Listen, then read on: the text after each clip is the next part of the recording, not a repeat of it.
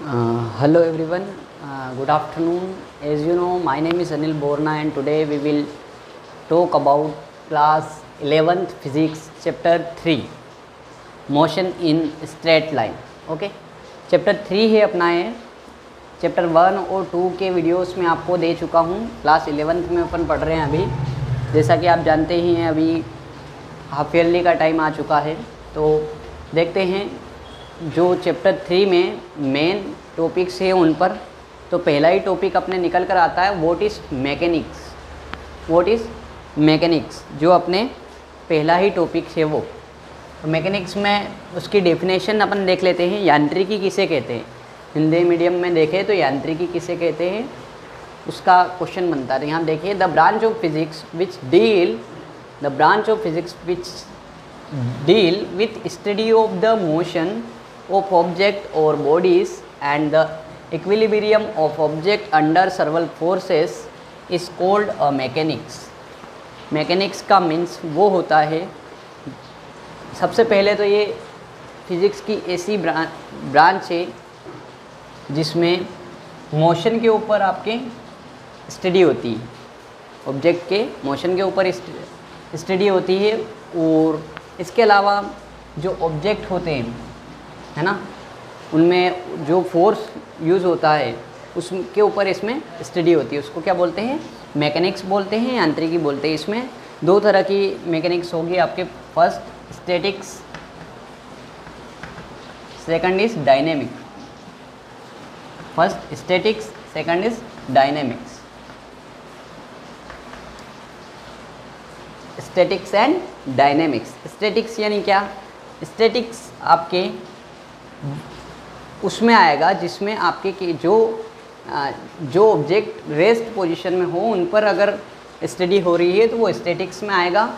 और अगर कोई वस्तु गतिशील है ना, गतिमान वस्तु है, तो उस पर किस कारण की वजह से वो गति में है, अगर उस पर स्टडी होगी तो वो डायनेमिक्स में होगा, है ना। Factors related to motion, factor related to motion, है ना, टू मोशन।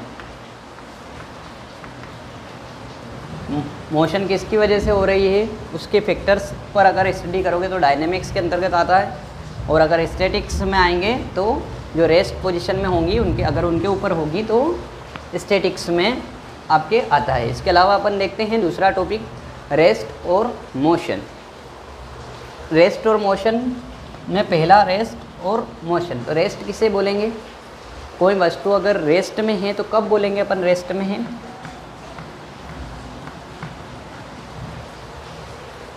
और कोई वस्तु अगर मोशन में है तो कब बोलेंगे वो मोशन में है? ऐसी कोई वस्तु जो बिना एक्सटर्नल फोर्स के अपनी एक जगह पर खड़ी है, वहाँ से हिल नहीं रही है, वहीं पर पड़ी हुई है, तो उसको क्या बोल रहे हो आप? रेस्ट। लेकिन ऐसी बहुत सारी चीज़ें हैं जो लगती रेस्ट में है पर वो गतिमान होती है। जैसे अगर आप देखा है तो ट्रेन में बैठा हुआ व्यक्ति, ट्रेन के अंदर ट्रेन चल रही है, ट्रेन अभी मोशन में है, और ट्रेन में जो बैठा व्यक्ति है वो काय में है? आपके रेस्ट में है, रेस्ट पोजीशन में है ना, position of rest, rest of position या पोजीशन ऑफ रेस्ट, जो भी बोल सकते हैं आप, है ना। तो अगर वो ट्रेन में बैठा व्यक्ति जो है वो अगर रेस्ट पोजीशन में है और ट्रेन आपके कौन सी मूविंग में है, मोशन में है, लेकिन अगर बाहर के लोग अगर ट्रेन को देखें, ट्रेन में बैठे व्यक्ति को देखकर वो बैठे नज़र आएगा, लेकिन जो अंदर बैठा है वो बाहर के लोगों को देखेगा तो क्या लगेगा उसको कि वो जो जा रहे हैं वो गति कर रहे हैं, जो बाहर के लोग हैं वो, उसको ऐसे लगेगा। इसके अलावा बाहर खड़े लोगों को क्या लगेगा कि भाई ये अंदर वाला गति कर रहा है ना, मोशन में है। ठीक है, तो ये रेस्ट ऑफ पोजीशन में जो भी वस्तु जैसे को रेस्ट में है तो वो रेस्ट में ही रहेगी। ठीक है, जैसे इसका, और यहाँ पर मोशन में देख लो, मोशन में आप बहुत सारी बता सकते हो आप। जैसे अगर एरोप्लेन उड़ रहा है तो वो भी एक मोशन है। ठीक है, अगर बस अगर चल रही है तो वो भी एक मोशन में है, जब तक उस पर अपन एक्सटर्नल फोर्स नहीं लगा रहे हैं रोकने के लिए। ठीक है। तो ये रेस्ट ऑफ पोजीशन और ये rest of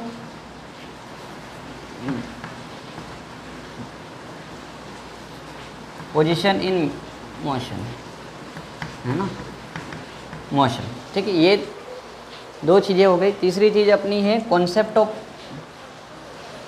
point object. Point object यानी क्या? जैसे मान लो ये एक पॉइंट है, ठीक है, इसकी लेंथ और ब्रीथ बताइए, तो क्या आप बता सकते हैं? तो अपन इसकी लेंथ और ब्रीथ नहीं बता सकते हैं, है ना। इसकी लेंथ और ब्रीथ कहाँ निकालने जाएंगे अपन, और बहुत ही कम होगी, मतलब नहीं मानने के। तो ये कॉन्सेप्ट ऑफ पॉइंट ऑब्जेक्ट जो आया वो यहीं से आया है। जैसे अगर इसका देखा जाए अपने, तो अगर लेंथ, ब्रीथ और इसकी थिकनेस अगर देखी जाए, मतलब जो कितना मोटा है, तो ये बहुत ही ना के बराबर, नगण्य होगी, मतलब इसको नेगलेक्ट करना पड़ेगा कि भाई इसकी क्या वैल्यू है ना।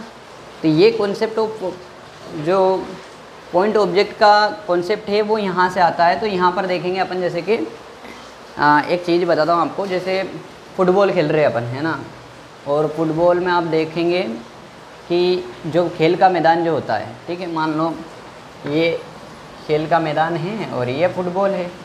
तो फुटबॉल बहुत सारी मोशन डिस्टेंस तय करती है ना, लेकिन जो फुटबॉल की साइज़ है उसके मुकाबले उसने जो डिस्टेंस तय करी वो बहुत ज़्यादा होती है। यानी कि यहाँ पर देखा जाए तो साइज़ जो होती है वो डिस्टेंस से क्या होती है, छोटी होती है,